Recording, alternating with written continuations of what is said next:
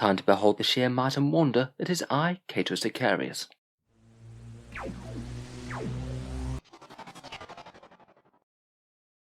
Hello and welcome back to Auspex Tactics for another quick Space Marine unit review. Today I thought it would be fun to take a look over the rules for Cato Sicarius, certainly one of the more meme-heavy characters of Warhammer 40k. The text-to-speech series did a pretty good job of making this guy into a bit of a joke, to the extent where the I, Cato Sicarius meme seems to be about as well known as he is. I'll leave a link to that episode down in the video description. In the background, he's the captain of the Ultramarine 2nd Company, a ruthlessly ambitious and competent commander, an expert swordsman, and perhaps rather overly adept to politicking his way to greater role and titles within the Ultramarines chapter, where he is seen by many currently as the heir apparent to Rabute Gilliman, despite being only the captain of the 2nd Company, and not the 1st.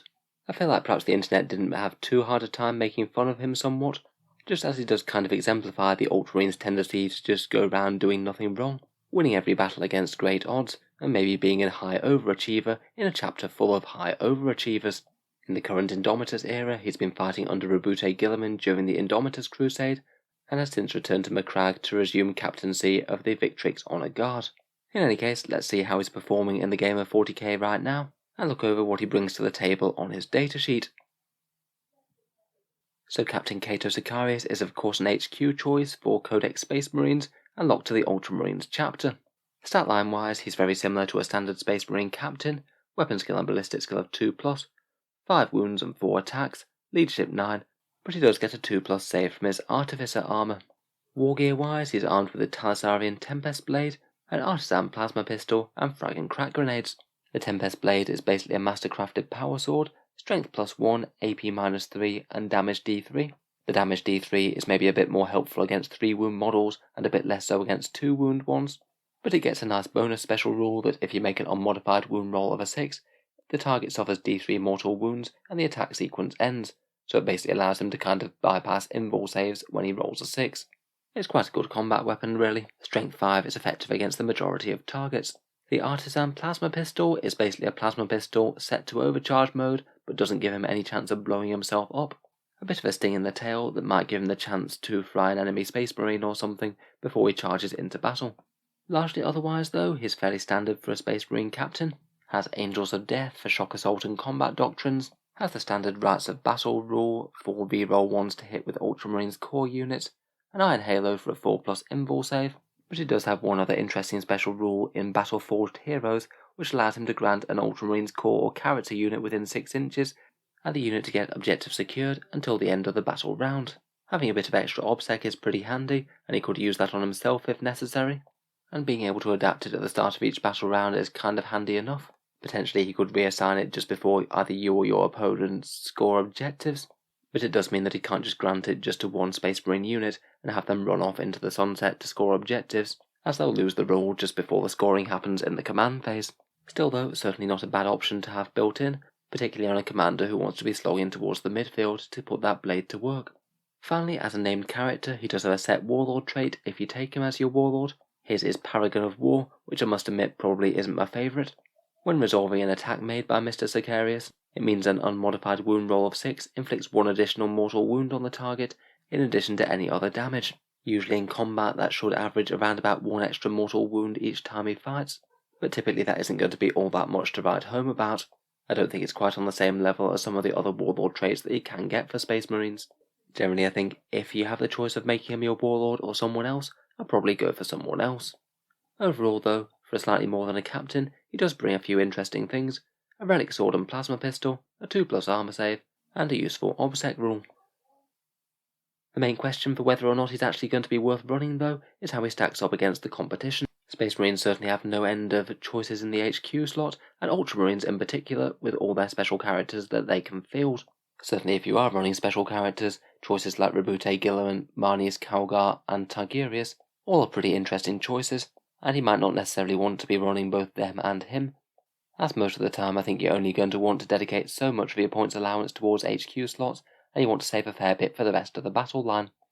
I'd say perhaps one of the closest analogues within Codex Space Marines might be comparing him to a Primaris Indomitus captain, the one who can take the Relic Shield and the Mastercrafted Power Sword.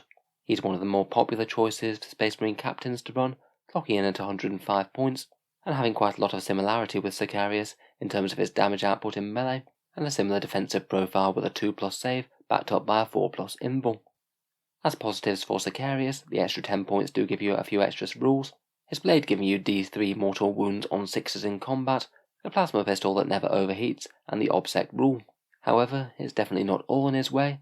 I'd say perhaps one of the main advantages of taking non-special characters is that you can choose your choice of relics and warlord traits on them, particularly as you might be wanting to run other special characters in ultramarines. It is an advantage to have a few non-unique ones running around, to bear some of the best choices that they have to offer.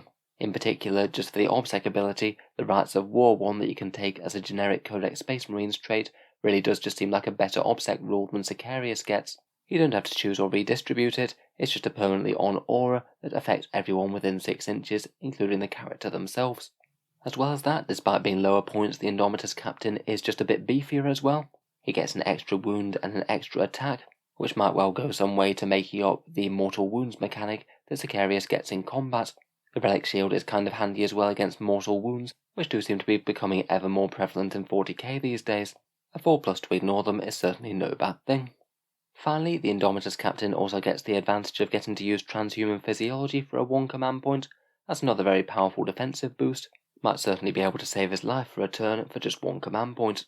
Certainly something that Sicarius will be envious of until whenever he does happen to be upgraded to Primaris.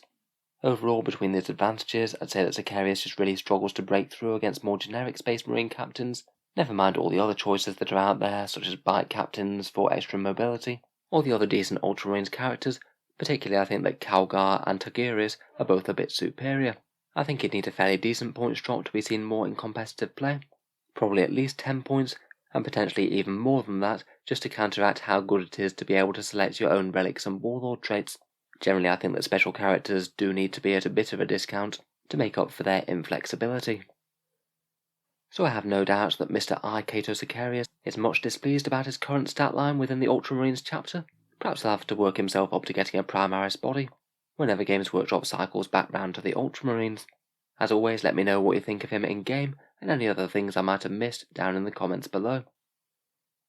If you've enjoyed the video, feel free to subscribe to Auspex Tactics, or I'll certainly keep the regular 40k stuff coming.